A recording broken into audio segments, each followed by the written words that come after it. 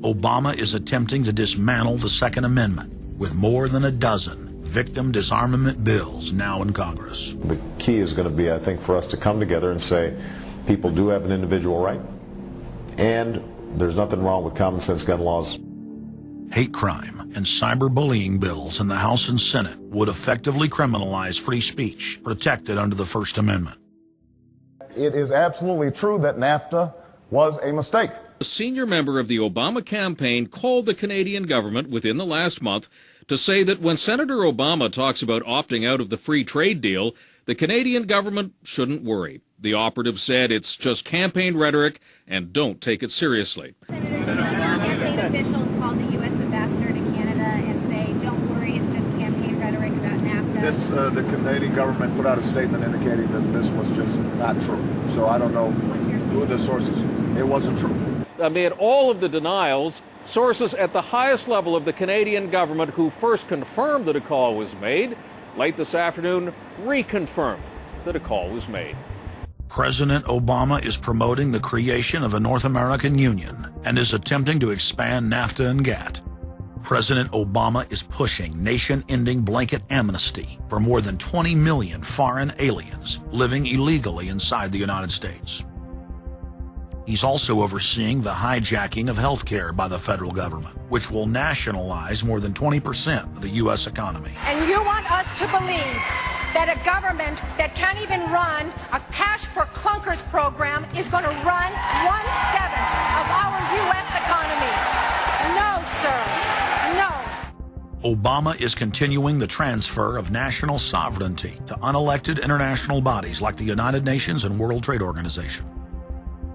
And most important of all, under the cover of banking reform, Obama wants to hand dictatorial power over the United States economy to an offshore private banking cartel known as the Bank of the World. Richard, what happened to all those threats from France's president about storming out and about having a global regulator who was going to reach across borders and be able to deal with markets no matter what country they were in? They have opened up the idea of there being some form of other regulator across countries, and I think that's going to come So back. is this some sort of new world order, which Gordon Brown kind of alluded to? I think a new world order is emerging, and with it the foundations of a new and progressive era of international cooperation. The finance heads of the 20 industrialized nations met again in late September of 2009 at the G20 summit in Pittsburgh, Pennsylvania. At that meeting, ministers called for an end to the dollar as the world reserve currency. They also called for a strengthening of global governance and called for a new world order. While the bankers were busy carving up the world at the G20 summit, Barack Obama was in New York City at the United Nations because he's got a new job to chair the United Nations Security Council, the most powerful position in the world government body. President Obama does what no other U.S. president ever has. As President Obama presided over the UN's most powerful body, that would be the Security Council. 6,191st meeting of the Security Council. For a couple of hours, you could say Mr. Obama was president of the world. It is the story of a world that understands that no difference or division is worth destroying all that we have built. In my own country, it has brought Democrats and Republican leaders together. Leaders like George Shultz, Bill Perry, Henry Kissinger, and Sam Nunn, who are with us here today. Barack Obama is the first president to hold two posts simultaneously. And there's a good reason for that. It's illegal. Article 1, Section 9 of the Constitution forbids any U.S. president from serving any foreign government or institution. He swears an oath to protect and defend the Constitution of the United States. But now Barack Obama has sworn allegiance to the global government and the United Nations that he heads up. Let that sink in real good. Barack Obama now heads the United Nations Security Council. You cannot serve two masters, and Obama isn't. He's selling out the last vestiges of sovereignty that this country had. This, ladies and gentlemen, is the destruction of our nation, and it's also high treason. Obama's lies are obvious and out in the open. He hides in plain sight. And from the moment he took office, his lies have only increased, despite the fact that his ratings have dramatically dropped since Election Day. From the mid-80s to the low 40s, a large portion of Americans still gullibly hang on his every word. It is bringing entertainment to thousands of people. Through its magic, we are able to enjoy a combination of the radio, motion pictures, and the stage, right in the comfort of our own homes, simply by pushing a button and turning a dial. These cells with their electrical charges are scanned by a stream of electrons, completing 30 pictures a second.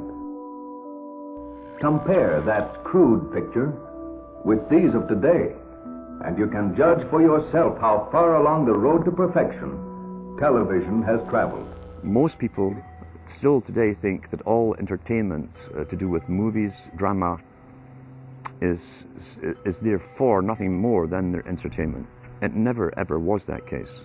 Of course, television can't perform such miracles as this, yet. But perhaps there's no harm wishing that it could. The greatest social messages are promoted through movies and drama, high drama, through the fixation of emotive sequences, emotional sequences, not logical, factual sequences, but pushing points across in an emotional way which register and fix in the mind. So emotional content is very, very important, rather than going through an actual discussion or an argument using logic and facts. There's no debate. And when you're being downloaded through fiction, your guard is down, the censor part of your brain is not in action. It isn't saying, yes, I agree with this, I disagree with that, as you would in a debate or a lecture. You're actually in an alpha state, being completely downloaded with new ideas. Throughout history, social engineers have refined techniques designed to control large populations. About 100 years ago, this big organization with many branches, they wanted to rule the world basically using Britain as a nucleus of a system, an embryo, which also was going to be joined with the US under the Anglo-American establishment, wrote about the kind of culture and the changes of culture over a 100-year period that they would actually design, implement, and bring in. And H.G. Wells talked about it too. He talked about arenas. He says arenas could be put up across the world for sports, for instance. Now at that time, sports was something that children, school children were into. Adults became adults and got onto adult things. So it was unimaginable at the time that people could actually believe that there was even a need for adult sports and entertainment, never mind having arenas built across the world. But he said we can do this and foist basically a sports culture for the males. Using a tribal system. We're all tribal to an extent, that's why we even bother to vote for a tribal leader. This is well understood, that's why we're supplied with these leaders. And because the average man was to become more disengaged from his own destiny as the expert class arose, it was decided that the males would get their outlet basically, gradually becoming helpless as males through sports. Therefore they'd have a tribal team they could identify with, they could cheer them on as they were winning. In their own personal lives, they were getting nowhere. They were getting disenfranchised in a sense as experts took over decision-making for them in all kinds of fields. So this was psychology at use, planned before they even implemented the sports. When radio came along, of course, they used that to the maximum. Sports for the men, soaps basically for the women. And then in came television, as I say, with its alpha state, its hypnotic state. And sure enough, around the 1960s, really, 50s and 60s, it took off. It really, really took off. And men became glued on Saturday nights to the sports shows.